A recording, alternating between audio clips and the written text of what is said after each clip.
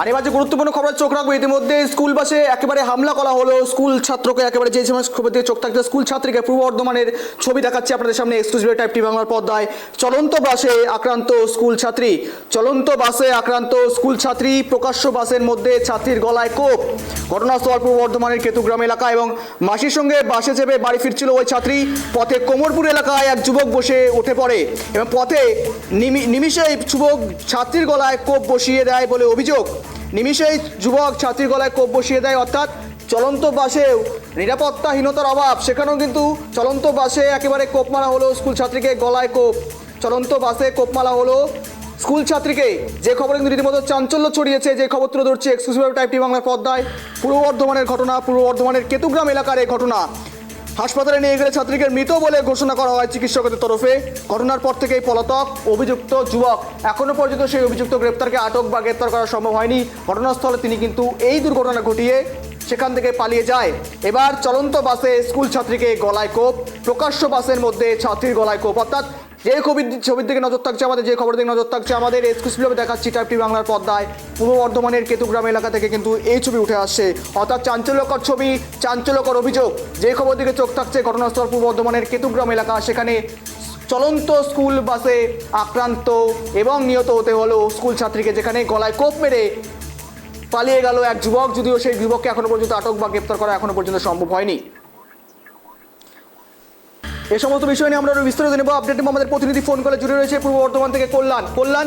এবার চলন্ত বাসে নিরাপত্তাহীনতার অভাব, সেখানেও ছাত্রীর গলায় কোপ মেরে পালিয়ে গেল যুবক।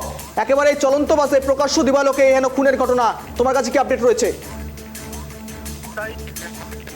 একদম চাঞ্চল্যকর ঘটনা, সেই চাঞ্চল্যকর ঘটনার কিন্তু সাক্ষী থাকলো পূর্ব বর্ধমান জেলার কেতুগ্রাম।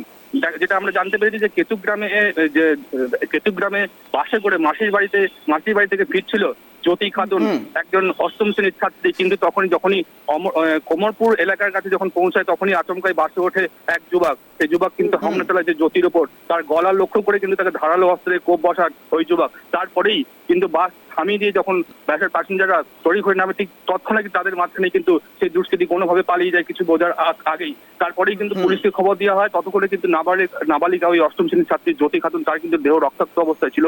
তারপরেই কিন্তু পুলিশ প্রশাসনের সহায়তা তাকে কিন্তু হাসপাতালে নিয়ে গেলে, তাকে তড়িঘড়ি হাসপাতালে নিয়ে গেলে কিন্তু তাকে মৃত্যু বলে ঘোষণা করেন সেখানকার কর্তব্যরত চিকিৎসকরা। ইতিমধ্যেই কিন্তু পুলিশ প্রশাসনের তরফ থেকেও তদন্তে নামা হয়েছে এবং যেটা জানা যাচ্ছে যে তার পরিবারের লোক কিন্তু বলছে তারই একজন পাশাপাশি পরিবারের যে কেউ হয়তো হতে পারে, কারণ তার সঙ্গে তার একটা বিবাদ চলছিল। পুলিশ কিন্তু সমস্ত ঘটনা কিন্তু তদন্ত করে দেখছে ইতিমধ্যেই। গৌরব, শুধুমাত্র তো স্কুল ছাত্রী নয়, একজন নাবালিকাকে দিনে রাতে এভাবে প্রকাশ্য রাস্তায় চলন্ত বাসে আক্রান্ত হতে হলো এবং সেখানে খুন হতে হলো ছাত্রীকে, সেক্ষেত্রে দাঁড়িয়ে দিক থেকে প্রশাসনের দিক থেকে নজর দিয়ে দেখতে পাচ্ছ বর্তমানে পুলিশের নিরাপত্তা কিরকম করা হয়েছে, সেই বাসকে ঘিরে কি তদন্ত করা হচ্ছে এই মুহূর্তে দাঁড়িয়ে? তৎকালে কিন্তু পুলিশের তরফ থেকে সেই বাসটিকে কিন্তু আটক করে কিন্তু থানায় নিয়ে যাওয়া হয়েছে এবং এই ঘটনায় কিন্তু রীতিমতো চাঞ্চল্য ছড়িয়ে বেরিয়েছে কেতুগ্রাম এলাকার সহ পূর্ব বর্ধমান জেলা।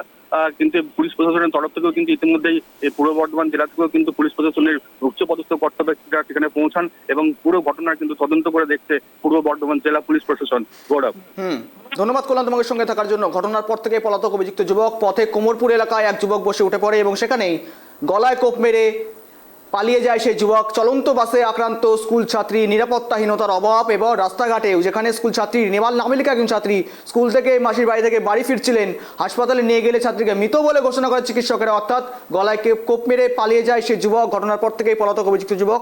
ঘটনা তদন্ত শুরু করেছে পুলিশ এবং এখনো পর্যন্ত সেই অভিযুক্ত যুবককে আটক বা গ্রেপ্তার করা সম্ভব হয়নি।